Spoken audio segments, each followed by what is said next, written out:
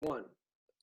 Hello, everyone. This is the Free American Press with your host, Alexander. And today we have a very special guest who is the founder of the modern State of Jefferson movement, Mark Baird.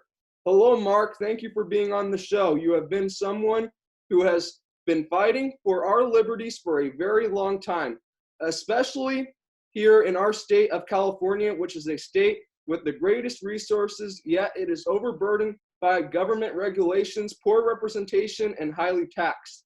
Can you please tell the listeners a little bit about your background and where the State of Jefferson movement is today?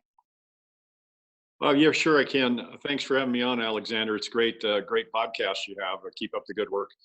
My background is I'm an Army veteran. I was in Vietnam, and I've been a pilot most of my life, international pilot, doing primarily military contracts and some civilian stuff. And I'm still flying now. I'm still working, and my wife and I own a business in Siskiyou County, California. So we're attempting to take 23 counties and separate from the state of California under Article 4, Section 3.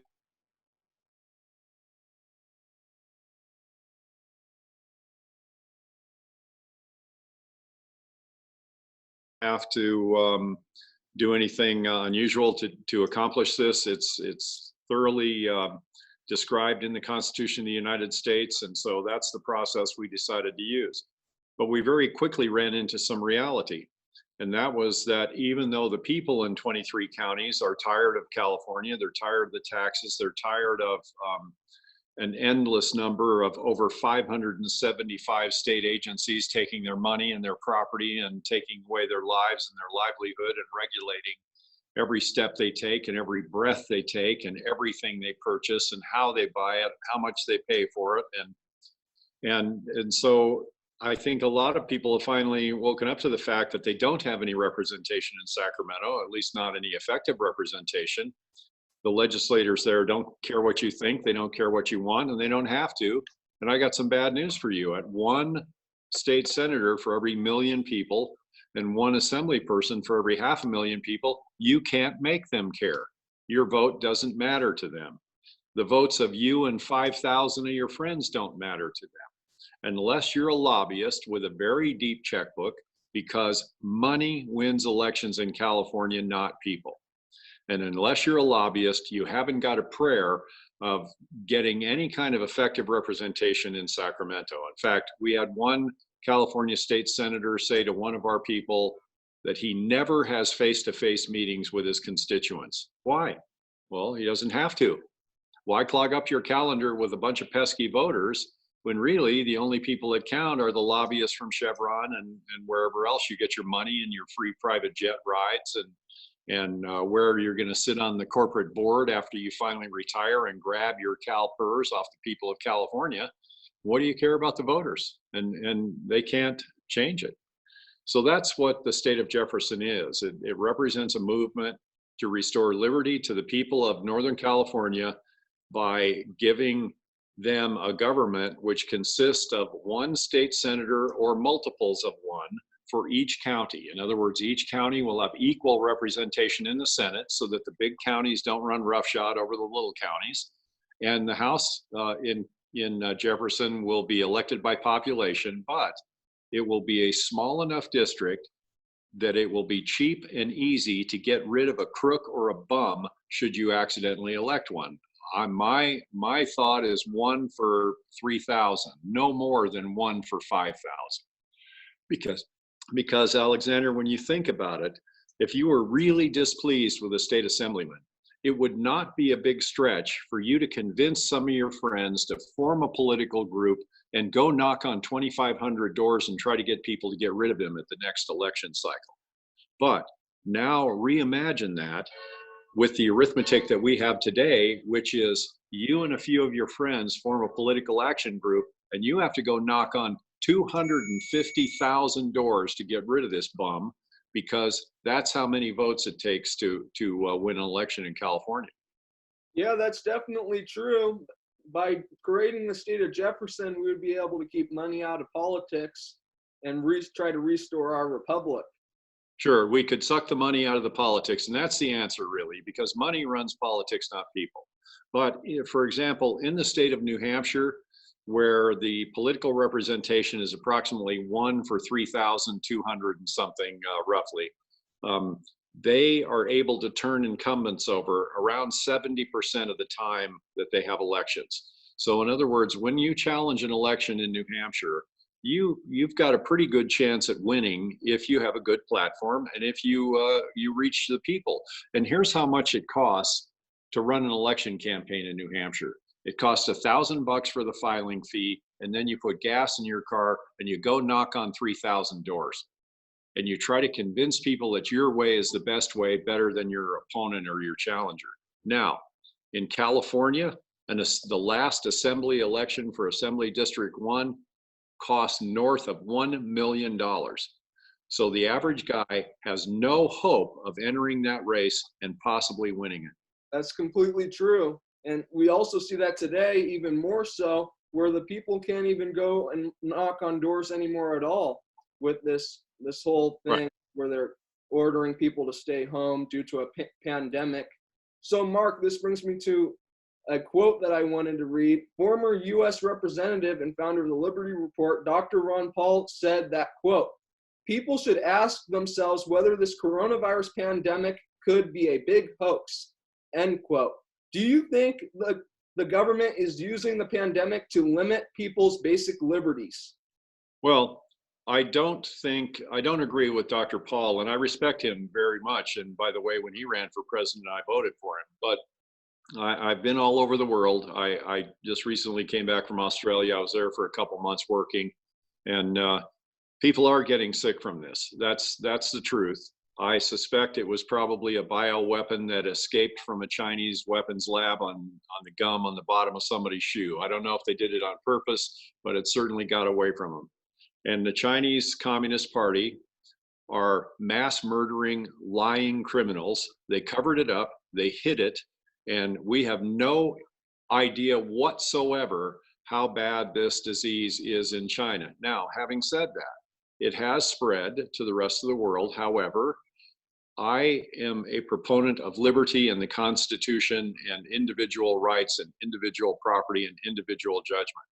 If you use common sense and good judgment and you try to stay away from people who are sick or big groups voluntarily, that is far superior to the government ordering anybody to do anything, and especially in a state like California, where the government loves a good crisis because they use it to strip you of your liberty. So yes, the government of California is using this crisis to strip you of your liberty. And what do they have to do first? Think about this. They got to get rid of your guns. So they're closing gun stores, they're non-essential businesses, Firearms Policy Coalition, Second Amendment Foundation, and a couple other groups are suing several counties right now because they've declared your gun store as a non-essential industry. Well, I want to tell you, without the Second Amendment, you won't have a First Amendment, and you already don't have a Fourth, Fifth, or Sixth Amendment. They're letting people out of jail to keep them from being sick, and these very same people are going out and robbing and murdering people, but you have no means to defend yourself, and you're barred by law from possessing that means. And in California, you're barred by law from carrying, from bearing that means, unless you somehow luck out and get a Mother May I permission slip, a hall pass, if you will, from your local county. And a lot of counties don't issue them. So, and also Governor Newsom made the statement the other day. He said that, quote, "We can use the coronavirus to reimagine a new progressive era and push this country away from capitalism." What on earth does that sound like to you? It sounds like a communist revolution to take over the world.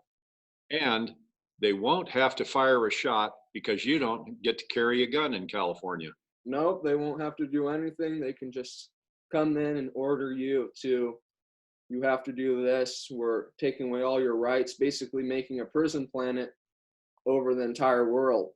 Well, do you know what happened in April 19th, 1775, after the coercive acts, when large groups of people were banned from freely assembling? Does that sound familiar at all?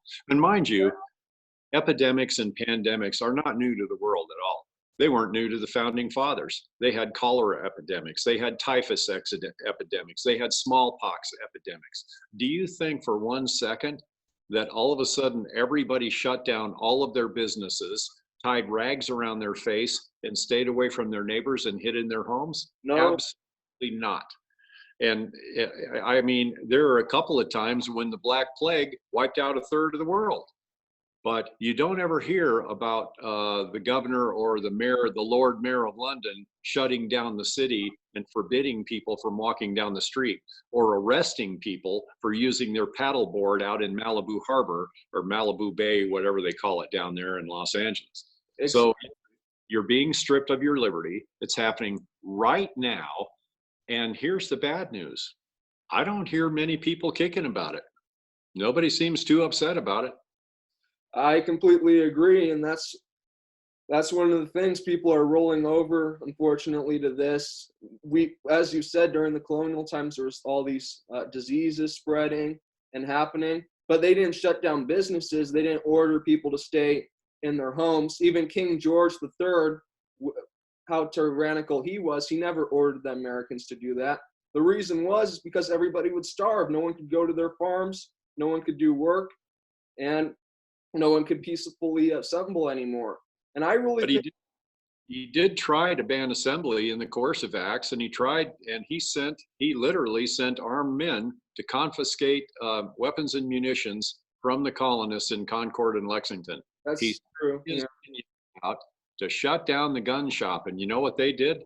They fired on them, and that was the beginning of the Revolutionary War. So we're seeing a repeat in history, I really think, at least on the tyrannical side, with them taking the last of our basic liberties away, saying you have to stay indoors or we're going to arrest you.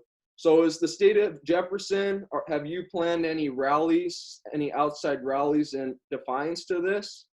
No, I haven't. And quite frankly, this happened pretty fast, for one. And so to plan one of those things literally takes months, or you can't get people to get away and they won't show up. But the second problem that I have is that the type of work that I'm in, the schedule is changing. It's very fluid because of this deal, and they're cutting back air service and cutting back this, and you can't go here and you can't go there. In other words, stripping people of their liberty.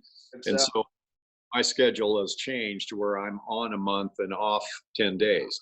So I've got to leave for work pretty quick, and I'll be gone till the end of the month. Now, when I get back, if this is getting worse or still happening, yeah, sure, let's get something going. So you would be willing to call everyone up to do some sort of rally somewhere in California in defiance of this? I would certainly be willing to find out whether anybody is willing to show up. And it's pretty silly when I go to a rally and I'm standing there by myself, or with you and your family and the other 8 people that always show up. What I'm trying to tell people is the road to destruction of liberty is broad, and everyone will find that. You know why? It says this in the Bible. Because you don't have to do anything. All you have to do is just go along. Just do nothing, and you'll find the path to destruction of liberty, of your soul, of everything else. There's no ticket taker. Everybody's welcome in destruction. Everybody can go. Anybody that wants to show up, all you got to do is go down that path. But the road to salvation, whether it's with liberty or your soul, is narrow, and few will find it. Do you know why? Because you actually have to do something to get there. You've got to get off lazy backside. You have to train yourself. You have to educate yourself. You have to show up. And in biblical terms, you have to accept Jesus as your Lord and Savior, and then you have to change your ways and repent. And there is a ticket taker. There are people paying attention. And not everyone's welcome. Only people who qualify themselves by educating themselves and by changing their behavior and resisting tyranny and resisting this godlessness. That's the way to find our salvation as well. And I have to say, there are very few people on the path. I'm disappointed, but it's just the truth as I see it. Yeah, that's one of the things that I really liked about Jesus. He tried hard to fight corruption. I really like the story of the money people in the temple. When he saw they were selling stuff in the temple, he went there by himself and overturned their money tables. And that's sent a message to everybody. And I really lot of people really prefer this namby-pamby version of events where, well, all we have to do is be a good person, and all we have to do is kind of, you see something that's really wrong, just don't say anything, don't get involved, so on and so forth. I'm sorry, Jesus wasn't that way. He was involved in everything. And he made a whip out of ropes, and he whipped those liars and thieves right out of the temple. I don't call that Christian light. I call that committed Christian, committed to his values, his honor, his integrity, his duty to the Father in heaven. He was committed to that to his death. Now, where are we standing on that score, Alexander, in your opinion? How do we stand? Unfortunately, we're not really standing like that. There is still a few good Americans, I believe, in the United States who are willing to take a stand. There is still a few people, I believe, who would be willing to hold some sort of rally. But yeah, all over the world, there has been a few Christian pastors who have been getting arrested due to defiance. Sure. Rodney Howard Brownie, he got arrested because he was holding church services. They're arresting the people. They're trying to stop religious freedom throughout the world. And it is unfortunate that many Christians are allowing this to occur because, like the First Amendment says, the government can't do anything against people peacefully assembling. So when we see this happening, because if you're willing to trade your liberty for a little temporary security, you will lose the one and you won't achieve the other. that's exactly true. And I do see some people across the world who are fighting against this because this isn't just a local thing in the United States, like you've already said. I was looking at some videos of actually people in Pakistan when they're trying to break up their prayer group. They actually chased the police out of their city because they want to pray. They want to do that. They think they're spiritually helping people through that. So I don't know. I just find it a sad state of affairs in America. And that's why I really believe that it would be a great thing. It would be a good thing. It was something I think Jesus would want us to do. And that would be to hold some sort of rally in defiance of this, because we're really on the tip of a cliff, really. After this, if this is allowed to take place where they can close up all these stores, close up all the restaurants, put everyone out of work, well, once they're able to do that, that makes it very easy for them to take over everything because everybody's going to be starving and everybody's going to be asking the government to help them.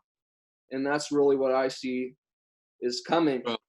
Well, they've already done it. Unfortunately, this is a fait accompli. I know our community, the streets are pretty much empty. Most of the businesses are closed. The few that are open, you can't go inside. They bring things to the door, you shove it through the mail slot. Like even the bank, you can't even go inside the bank. You got to go to the drive up. And if there's someone there, then you can make a transaction. So I'm very disheartened to say that this has already occurred.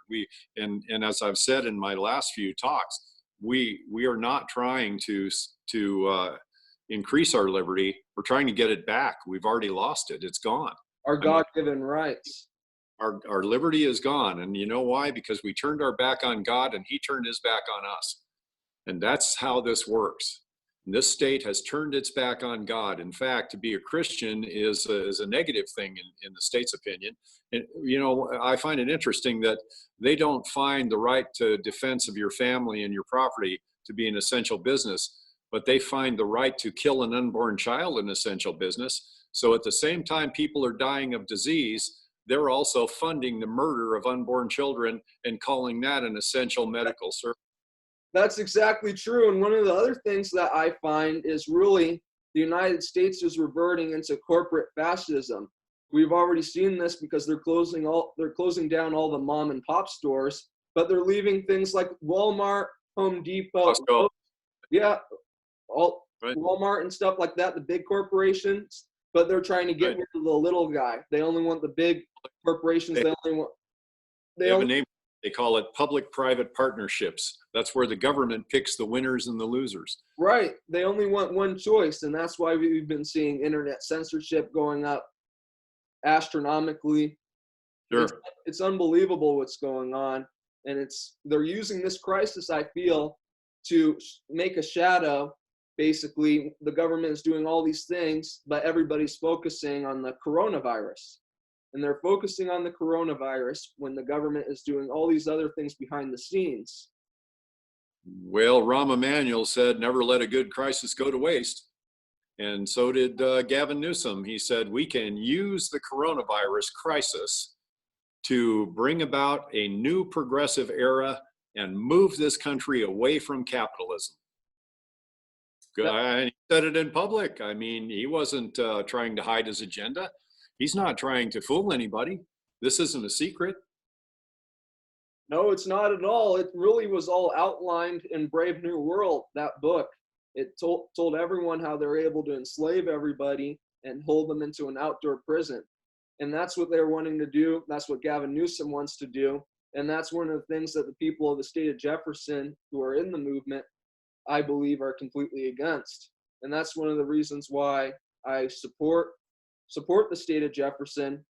But I do feel, though, if there is not some sort of rally or something to go against what they're doing right now, then I unfortunately think that the state of Jefferson will not happen, because by that time they would have taken the last of our liberties away. They would have completely thrown out the Constitution, which they're already doing. So that's one of the things that I'm extremely scared of, is that, because we already see it happening. Yeah, well, no, like I said, I think they have actually already done it. Yeah. I mean, you know, we're not trying to preserve the last of our liberty. We don't have any.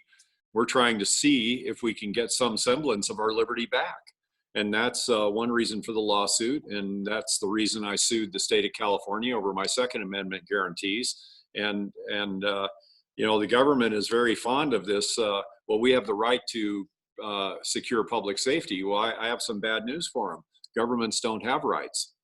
And the word right associated with government doesn't exist in the Constitution. Only people have rights. Governments can't have rights. They're inanimate objects. They're construct of the contract between the people and those that serve to secure the rights of the people. But like I said, I'm mystified, because no one seems to care. No one. Well, we can all go to Patrick Henry's speech for this. There is no retreat but in submission and slavery. If our life is so dear and peace so sweet as to be purchased at the price of chains and slavery, what can we do to avoid this global takeover? That's one of the things that Patrick... Well, one thing before that, Patrick was in front of the Virginia Burgesses, and one thing he said to the guys in the room, he said, what would gentlemen have? In other words, he talked about the clash of arms. He said, you can hear it from here. Our brothers in the north are already fighting. The British towns along the eastern seaboard, they were raping women. They were stealing all their stuff. They were burning their villages and their homes down. And Patrick Henry, he looks at the people and he says, well, what would gentlemen have? In other words, he was asking them, in a perfect world, what is it that you want? And they all cried, peace. We want peace. We want peace. And he says, peace. He said, there is no peace. He said, we're already at war. And then he said, is peace so sweet or life so dear to be purchased at the price of slavery and chains? Almighty God forbid it, for I know not what course others may take. But as for me, give me liberty or give me death. That's exactly right. And those words echo throughout the ages, and it really echoes to today. That Patrick Henry said, it's really a time for choosing. I really think it's yeah, well put. It's a time for choosing, like Patrick Henry said. The war has already begun. Like he heard it in Boston, it was happening. And the people didn't want to do anything, but then he stood up and made a speech. The real leader, he's the guy who started the revolution. He stood up and told everyone that I'm not going to stand for this, and I don't know what course others may take, but as for me, give me liberty or give me death. Amen to that. So that's one of the good things that I think Patrick Henry did. He was really one of the best people in the American Revolution, one of the best American founders. And I really see the state of Jefferson at least being able to hold peaceful rallies in defiance of what these people are doing. I'll tell you, when I'm gone this next go around, I will get on the phone and start gathering folks that would be interested in this, and let's see what we can do to run with it.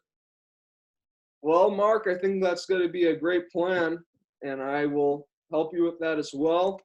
So, is there any other stuff that you think everyone should know about the state of Jefferson?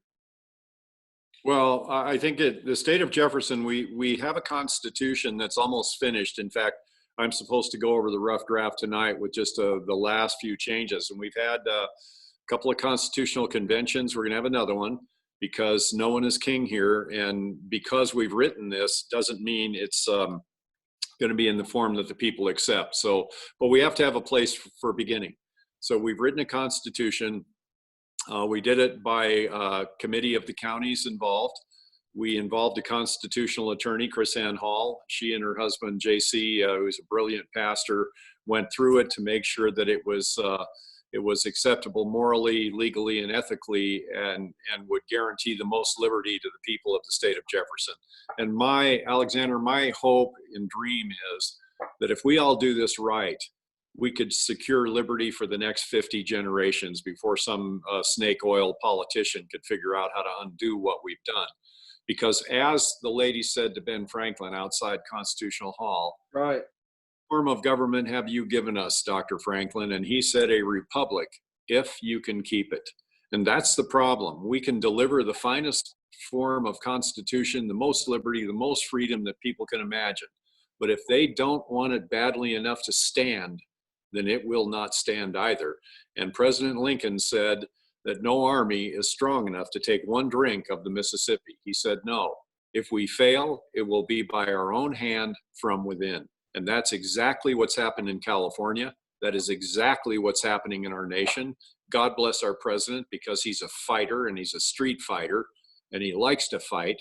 And he's doing the best job that he possibly can in the swamp in which he finds himself, where everyone would like to stab that poor guy in the back. And what we need to do is stand, and we need to stand for something, and we need to stand for our faith. We need to stand for our honor, our integrity, and our liberty, or it will be gone forever, and there won't be any getting it back. That's absolutely true. That we've seen that throughout history when the first emperor of China burned the books and killed 400 Confucian scholars. He was trying to erase the history of the people before him who ruled. And China was in a monarchy for thousands of years, a tyrannical system. So it definitely takes a long time to get out of it. Once China's still in a tyrannical system. They never got out of it. Yeah, I agree. And that's one of the things I don't want to see America come to. That's why I think we need to stand up, like you said. And it's good. Well, another thing I'm asking people to do is form small groups in your communities, 3, 4, 5, 6 good men and women. Women are welcome too. And start talking about these things, and call yourselves Community Watch for now. Call yourselves Committee of Correspondence. Call yourselves militia. I don't care what you call yourselves. But start meeting in small groups. Learn from one another how to show up on time, how to be where you're supposed to be with the equipment you're supposed to have, how to communicate, how to get people to move on a short notice. In other words, get a telephone tree. If the state of California decides to send the state police in to confiscate books or confiscate your firearms, learn how to show up at the right place at the right time. In other words, nothing big, just start with baby steps. Get yourselves in your group a radio each, a small FM type radio that you can communicate with. Learn how to use them. Learn how to pack a bag lightly so that you can operate for a day or a night in case you need to patrol your community. Because remember, they're letting everybody out of jail so they don't get sick. And then those people are robbing and murdering while they're out. And the police cannot and will not protect you. So I recommend that everybody listening to this broadcast start with your own community. And like I said, this has nothing to do with weapons at this point.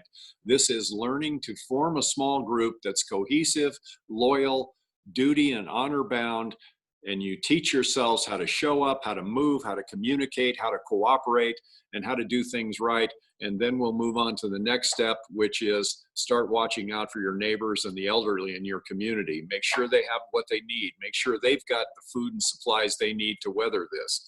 If it's a little bit of money, help them out. But that's what we as Americans do. And that's how we've solved every epidemic and every crisis and every depression since our founding, is from the bottom up in communities. We don't need big government to tell us what to do or to make us do things. We Yep, do it ourselves. that's absolutely right, because as you've said, the government is releasing thousands of pedophiles in California and New York, among other states, due to the threat of the coronavirus. Well, by releasing those people, more people are going to be dying of those people than the coronavirus. So I really see it. Yeah, I totally agree with you. And also, when you form these groups, like I said, small groups, start with a prayer, man. You know, we need to turn our face back to God so that He'll smile upon us, and hopefully we can regain what we ourselves have squandered, and that is our liberty. And we are the only ones that can regain it, because no one is going to give it back. We're going to have to take it back. I completely agree. Well, I thank you for being on the show, the Free American Press. Is there anything you'd like to add? No, I can't think of anything except I just want to remind people, you have to stand for something. You've got to, matters how you stand. It matters that you stand. Start small. I don't, like I said, baby steps, start small, but start standing up for yourselves. Start standing up for your liberty. Start standing against those who would tyrannize you, and learn some courage and some backbone. And then let's start acting together, because that's the only way we're going to win this thing. United we stand, divided we will fall. A house divided against itself cannot stand. So I urge you, stand for something. And that something is your Lord and your liberty, in that order. Well, thank you for being on the show, and I hope we can have you on it again soon.